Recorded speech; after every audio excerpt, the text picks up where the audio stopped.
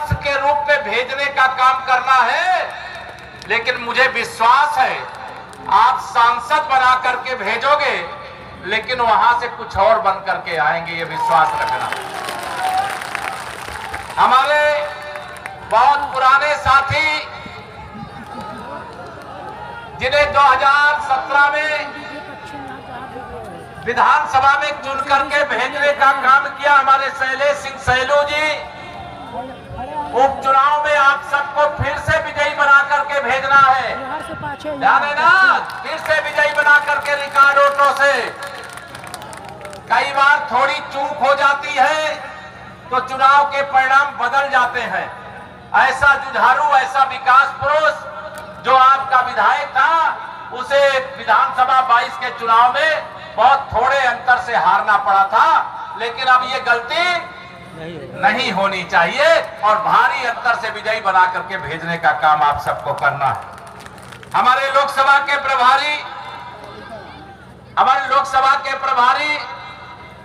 श्री अवधेश श्रीवास्तव जी, जो लगातार आप सबके बीच में डेरा डाले हुए हैं, संयोजक के नाते मोर्चा संभाले श्री शंकर दयाल पांडे जी, हमारे दोनों जिला अध्यक्ष श्री प्रदीप सिंह जी और उदय प्रकाश त्रिपाठी जी, जिले के प्रभारी के रूप में राहुल राज रस्तोगी जी, हमारे सम्मानित विधायक और पूर्व मंत्री पलटू राम जी, हमारे सम्मानित विधायक श्री कैलाशनाथ शुक्ला जी, हमारे जुझारू विधायक कहूं मैं राम फेरन पांडे जी, हमारी पूर्व मंत्री, 2 जगह मंत्री परिषद, मेरे संगठन की मंत्री परिषद की भी और सरकार में भी मंत्री परिषद में आप साथ साथ काम किए।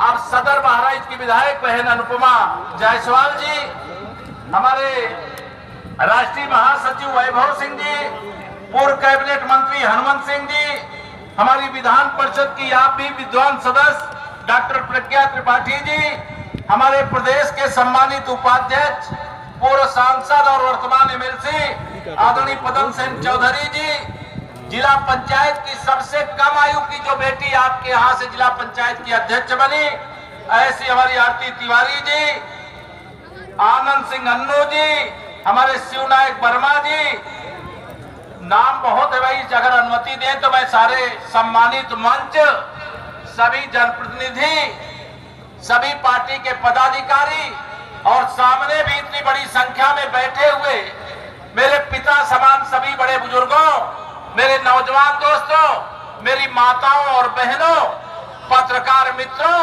और पार्टी के बूथ से लेकर के जिस भी स्तर के वर्तमान और भविष्य सब कुछ आप हो, ऐसे मेरे प्राण प्यारे कार्यकर्ता मित्रों, मैं आप सबको प्रणाम करता हूं, आप सबको जय श्रीराम करता हूं और आप सबसे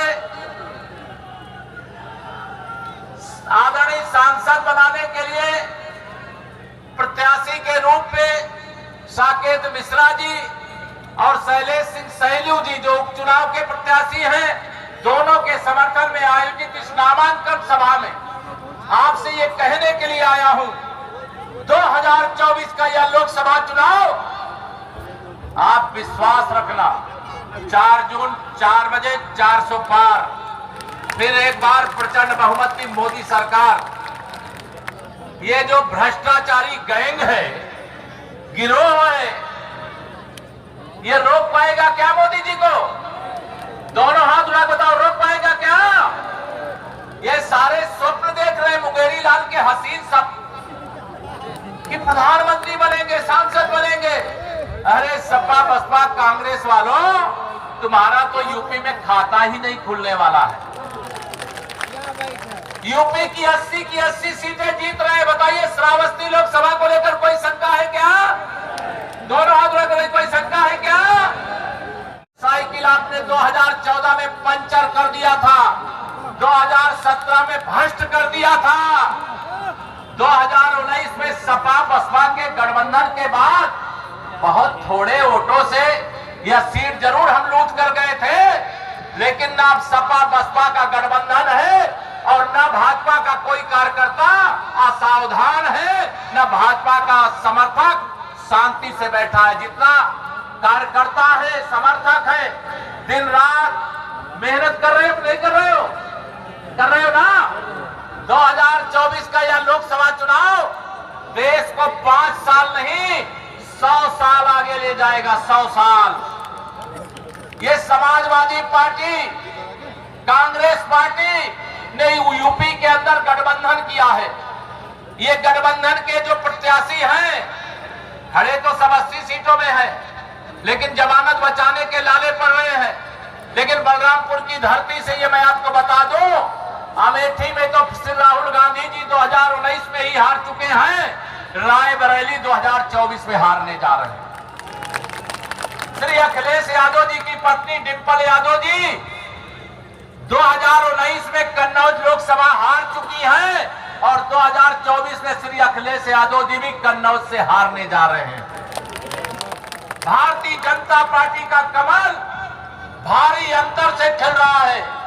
मेरे प्रधानमंत्री माननीय नरेंद्र मोदी जी के नेतृत्व में सबका साथ, सबका विकास, सबको सम्मान, सबको स्थान देते हुए जिस प्रकार की विकास यात्रा देश में शुरू की गई है, इससे सारे भ्रष्टाचारी दल के दलदल में फंसे हुए विरोधी नेता घबराए हुए हैं।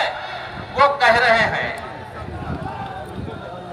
रहे हैं कि माननीय नरेंद्र मोदी जी 2024 में 400 से अधिक सीटें जीत करके आ जाएंगे तो लोकतंत्र और संविधान खतरे में पड़ जाएगा। क्या खतरे में पड़ेगा? क्या?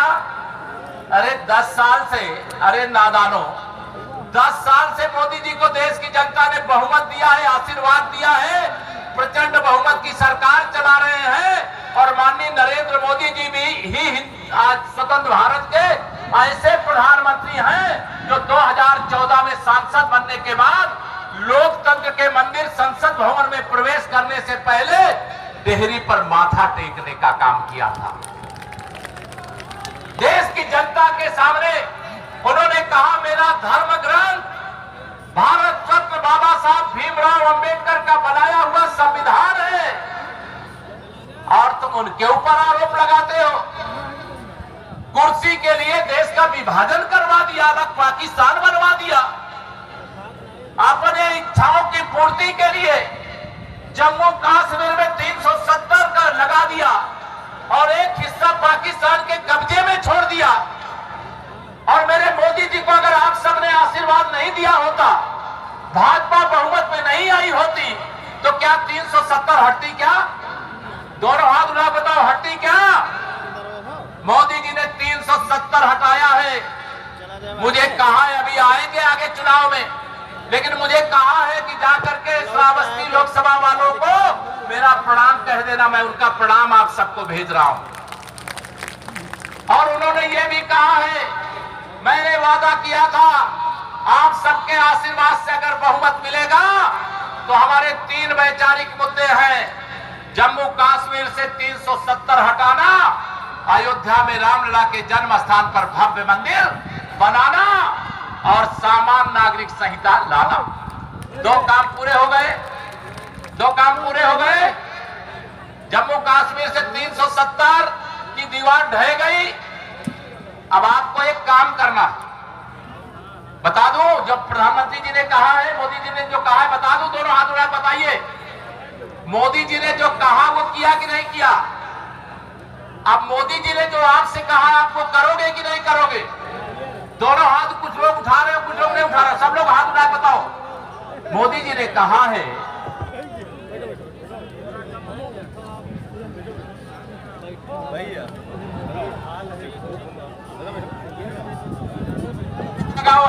अभी आ गया, कोई बात नहीं।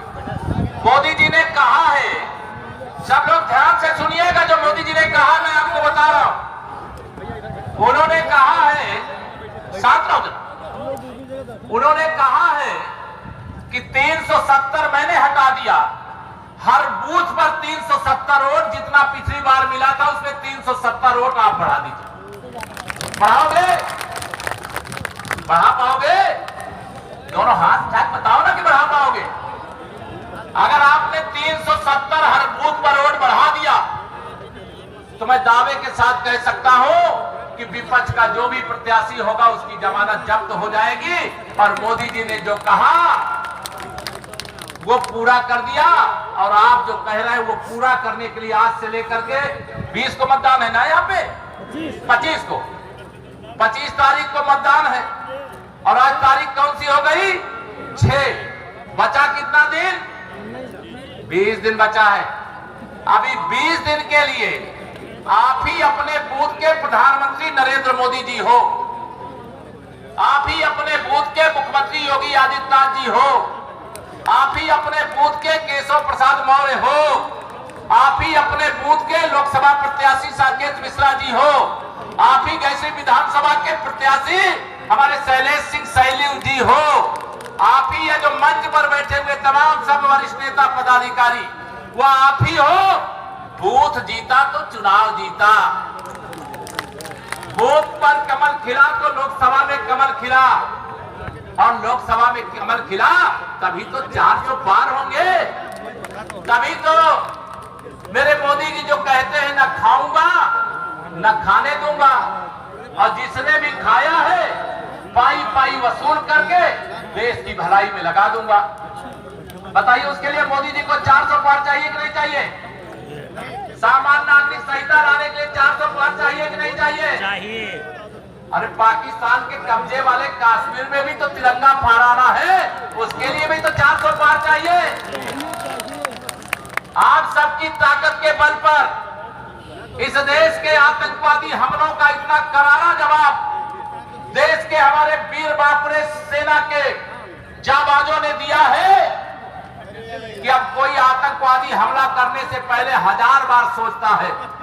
ये मोदी जी के नेतृत्व वाला भारत है, ये सर्जिकल स्ट्राइक भी कर सकता है, एयर स्ट्राइक भी कर सकता है, और हम पाकिस्तान में घुस करके भी मार सकता है। चीन के अंदर भी गालवान घाटी पर विवाद हुआ, आपने वीडियो देखे होंगे। हमारे भारत के वीर जाबाजों ने चीन के सैनिकों को भी गालवान घाटी पर पटक पटक के मारा था। याद है कि नहीं याद है आपको? ये माननीय नरेंद्र मोदी जी के नेतृत्व वाला भारत है।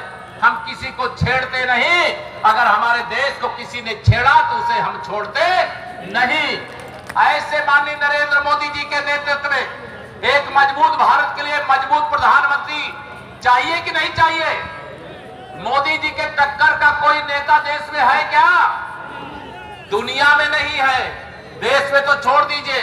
न नेता है विपक्षियों के पास, न नीति है उनके पास, न मेरे मोदी जी के खिलाफ कोई मुद्दा है। दिन भर अनर्गल प्रलाप करते हैं कि एक ओबीसी वर्ग से आने वाले, पिछड़ी जाति से आने वाले, एक गरीब माँ बाप का बेटा देश का प्रधानमंत्री बन गया, तो अब उसको प्रधानमंत्री की कुर्सी से हटाने के लिए